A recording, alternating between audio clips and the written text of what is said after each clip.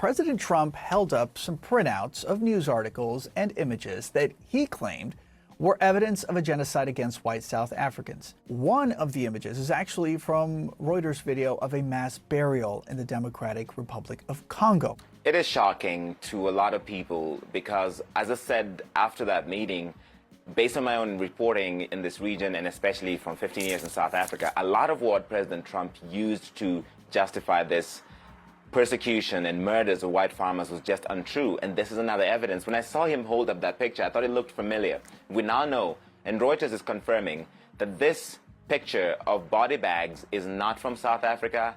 It's actually from the Democratic Republic of Congo. In the last 4 years, 225 farm attacks, 101 farm dwellers who are majority black, 55 farm owners who are majority white. So that is a period of 4 years.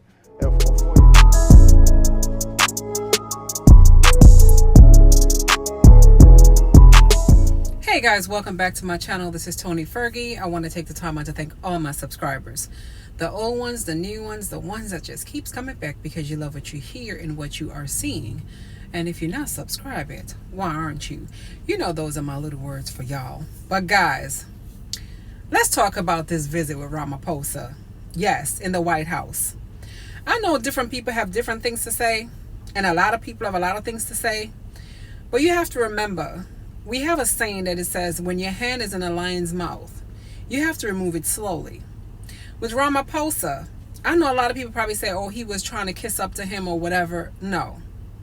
When you have a big lion compared to a cub, where a country and the power is concerned, I think Ramaphosa did very well. Let's watch and see how many times our wonderful President Trump tried to come at Ramaphosa, and he kept his cool. He never lost a beat, even though he tried to embarrass him, but he never lost it. Let's take a look, and we're going to chime in back and forth and talk about it. Please, if you would, and turn the lights down.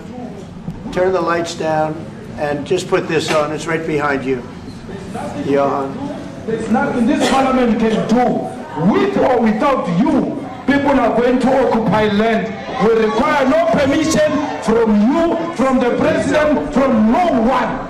We don't care. We can do whatever. We can withdraw my membership from this useless parliament. Honorable. Yes, honorable member. Must never be scared to kill. A revolution demands that at some point there must be killing, because the killing is part of a revolutionary act. Shoot, kill, Gaza, kill the poor, the farmer, kill the poor. Over 1,000 of white farmers, and those cars are lined up to pay love on a Sunday morning. Each one of those white things you see is a cross. And there's approximately 1,000 of them. They're all white farmers, the family of white farmers. And those cars aren't driving, they're stopped there to pay respects to their family member who was killed. And it's a terrible sight. I've never seen anything like it. Both sides of the road, you have crosses. Played a video purporting to back up claims that Afrikaners in South Africa are victims of genocide. Mr. Trump showed a video of crosses lining the side of a road, claiming it was a burial site of murdered white farmers. It wasn't. These are burial sites right here.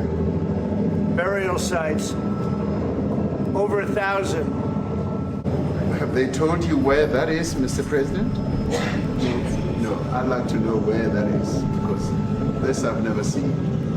Well, the South African president there at the end asking where the burial site is because he'd never seen it. It's because it does not exist. It's not a burial ground. It's video from 5 years ago of a vigil created after a white farming couple was robbed and murdered. That was a tragedy, as is any murder, and the people actually who killed them were convicted of it. You can take away land for no payment. I want to clarify that, because we have a constitution. Our constitution guarantees and protects the sanctity of tenure of land ownership.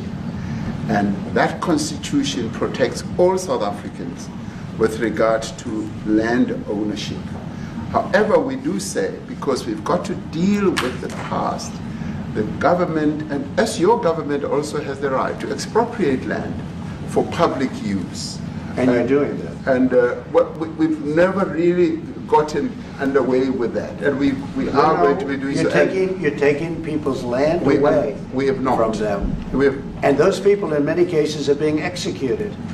They're being executed, and they happen to be white, and most of them happen to be farmers. Mm-hmm. And that's a tough situation. I don't know how you explain that. How do you explain that? They're taking people's land away. And in many cases, those people are being executed. And in many cases, it's not the government that's doing it. It's people that kill them and then take their land, and nothing happens to them. But we have thousands of people that want to come into our country. They're also going to Australia in a smaller number. But we have thousands of people that want to come into our country, and they're white farmers, and they feel that they're going to die in South Africa, and it's a bad thing. Yeah. 72% of farmers in your country are white. If they flee, do you feel that maybe the economy could collapse? You may not have a gap to fill in those people that need to replace those farmers. You know, I'd like my Minister of Agriculture, who is white, who comes from an opposition party to mine, who's joined my government, my invitation to address this very issue, including the question that you've just raised. John? Thank you very much, Mr. President. Yeah. And Mr. President, thank you for welcoming us to the White House. I would say we have a rural safety problem in South Africa. I don't think anyone wants to candy coat that. And it requires a lot of effort to get on top of it. It's going to require a different strategy to be able to deal with it. But certainly the majority of South Africa's commercial and smallholder farmers really do want to stay in South Africa and make it work. And I've just come from the largest agricultural show in the Southern Hemisphere with organized agriculture and farmers, and the majority of them want to stay. But they too there have a memorial to those who've died as a result of farm attacks. And as the Minister of Agriculture, it is something that I'm particularly exercised with my colleagues at police and my colleagues in the justice cluster to start making farm attacks and stock theft a priority crime. And it affects all farmers in South Africa, particularly stock theft. It has a disproportionate effect on smallholder black farmers. Thank you, Mr. President, and thanks for the honor of being here. We've known each other a long time. We have spoken. You know, we're proud South Africans. I still have my South African passport. You know, we travel with this passport, you know, and I got my visa here. So, you know, but we want to see things get better in our home country. That's the bottom line. It's been 35 years since the transition. President Ramaphosa was right in the middle of the transition time in 1990 and before that. So it's been 35 years of ANC government. And I know there's a lot of anger, you know, through the transition. There was also a lot of stuff happening in the apartheid days. You know, we grew up in the apartheid era. Mr. President, if you had to wind all of those tapes properly, you will see I'm the biggest target of that rabble rouser. Number one for over 10 years, Mr. Malema. In fact, the first time I met him, he was in the youth league with that gentleman. And look how he's changed. Right. We have too many deaths, but it's across the board. It's not only white farmers, it's across the board. And we need technological help. We need Starlink at every little police station. We need drones. I actually got drones donated for the peace parks to stop elephant and rhino poaching. And his predecessor stopped the importation because he said the United States would spy on us. I mean, US basics, the ridicule. So if you can help us. Remember, sir, you and I lived in New York in the 70s. We never thought New York could be what it became. 2 commissioners, a tough mayor. And won't admit to it, but he runs the Western Cape where I live. And the biggest murder rate is in the Cape Flats. Gangs. We've got gang warfare. Like your M33, whatever these guys. We've got equivalents there. But we need your help, sir. Elon technology. Well, one of the real areas of support is really in investments. We've got to grow our economy, because through growing the economy, we're then able to create more jobs. Because crime really thrives where there is inequality and unemployment. And that is one of the reasons that has brought us here, to improve our investment relations, our trade relations, so that we can preserve the number of jobs that your companies have created in South Africa. By virtue of what we export to you, we are able to create up to 500,000 jobs in the auto industry, in the agricultural industry, and a number of other industries, mining, where we export things to you. I don't want to leave you out. You know, the guy won 3 or 4 majors. 3 or 4? No, only 2. 2. That's a lot. By the way, 2's a lot. A lot of tournaments you won too. You have anything to say? Yeah, thank you, Mr. President. President Ramaphosa. I grew up in an area in South Africa that is a farmland area, Polokwane. Yeah. And there is some issues up there. Obviously, my dad was a property developer as well as a part-time farmer. And yeah, some of these buddy farmers got killed. The farm is still going. My brothers run it, but it's a constant battle with farms they're trying to burn the farms down to chase you away. So it is a concern to try and make a living as a farmer. And at the end, without farmers, there's no food on the plate. So we need the farmers to produce the food. Farming, right? He wouldn't do it. He wouldn't even want to do what you're doing. Right? They love farming. They don't want to leave. But it's a struggle. Yeah, and food and fresh water is the most important thing in life. Without those 2 things, you can't survive. How is the water there? The water is great. Obviously, all the water comes out of the borehole, out of ground for us down there. But yeah, it is a battle to get the water out sometimes when all the equipment gets stolen all the time that you're trying to get the water out. So does your family and your brother, do they feel safe on the farm? They live behind electric fences, try and be at night safe.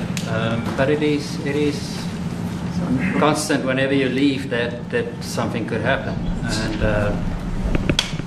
there's nowhere to live. Both of them has been attacked in their houses. My mom's been attacked in her house when she was 80. So it is difficult. But the guys live a great life despite everything going on.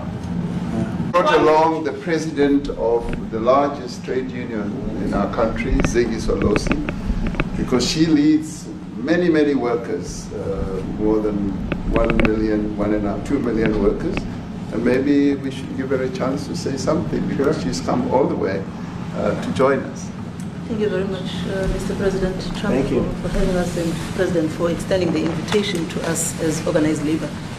And I must say that we are here to support the initiative that has been made by our government with business, of course, as organized labor. We've been coming to Washington on the AGOA trade relations in the previous regime. And I think at the center of it all, for me, it is exactly what Mr. Rupert have said, the importance of us growing the economy. We have always emphasized when we were here and kept on coming and negotiating on AGOA that the 600 US companies that are based in South Africa, as you said, President Ramaphosa, 500,000 jobs will be wiped out. We need more foreign direct investment in our country.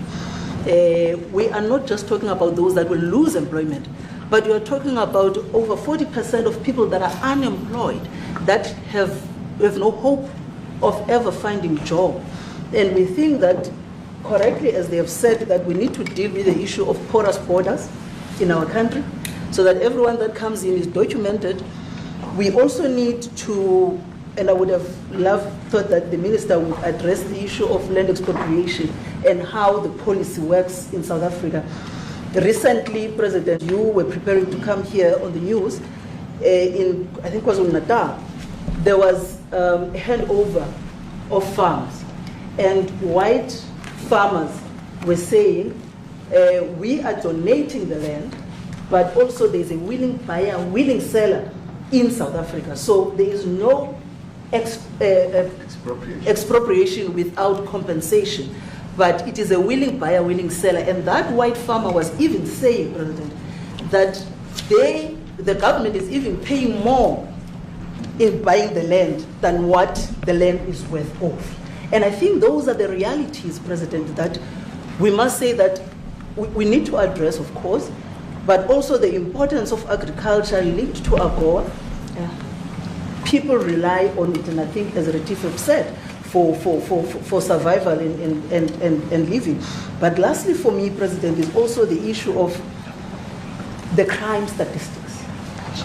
There is no doubt about it that we are a violent nation, for a number of reasons, and we're not condoning anything. But also, if you go into the rural areas where black majority are, you would see women, elderly, being raped, being killed, being murdered. And these are black elderly women that would be found throat slits, raped multiple times, and all of that. And the problem in South Africa, it is not necessarily about race, but it is about crime. Okay, guys, I'm just saying, crime rate in South Africa is not only with white farmers. That much I know. Because when we visit Joburg, first of all, when we went to Joburg, there were some neighborhoods at dark. We didn't stop at the lights. Our tour guide drove through every single red light once it was safe to do so. He said, we're not going to stop. We're going to keep going. That's number one.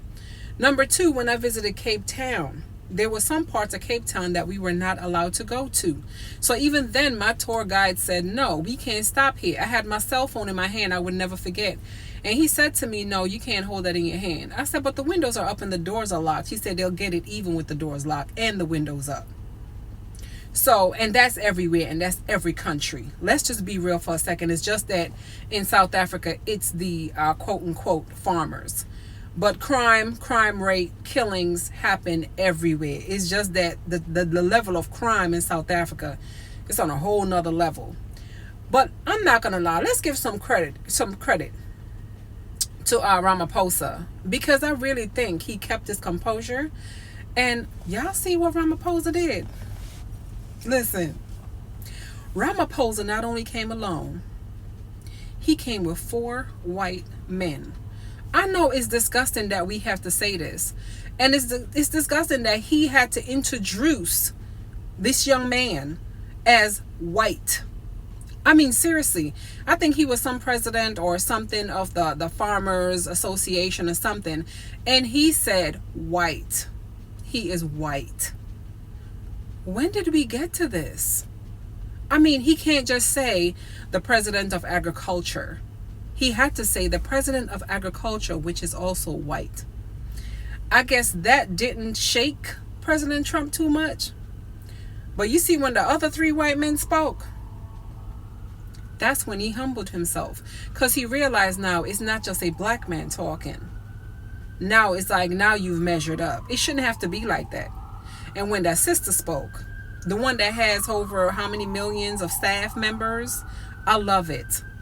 So now I am hoping that this opened the eyes of our president, President Trump, to see that there is no massacre, there is no genocide happening in South Africa. There is none. You get what I'm saying? So guys, let me tell you, please leave your comments below of what y'all think, because I think he really tried him. You see how he did with Ukraine president? And you see how surprised he was when Ukraine president went to South Africa? He was like, what the hell is he doing in South Africa? Let me tell y'all what he was doing there. Don't forget BRICS. Brazil, Russia, India, Cuba, and South Africa. So, of course, Ukraine knew that South Africa was close to Russia because of BRICS. I mean, if United States couldn't get through to Putin, who else he gonna reach out to but South Africa? He can't go to Brazil. He can't go to India, because India's over there in Asia. He can't go to China. It's over there in Asia. So who else can he reach out to other than Ramaphosa is in South Africa? But listen, yo, this is nice. Not gonna lie, this was nice. Because he tried to do him dirty, but guess what? It didn't happen. I think our ancestors was with Ramaphosa. I ain't gonna lie. I think them ancestors was with Ramaphosa. Y'all gotta understand this. This ain't the time to be playing. Anyways, y'all, please leave your comment below and let me know what you guys think, because this foolery right here, or tried foolery. No, sir, not today, not in this day and age, and not in 2025. Please know that Tony love and appreciate y'all. Have an awesome, wonderful, magnificent weekend.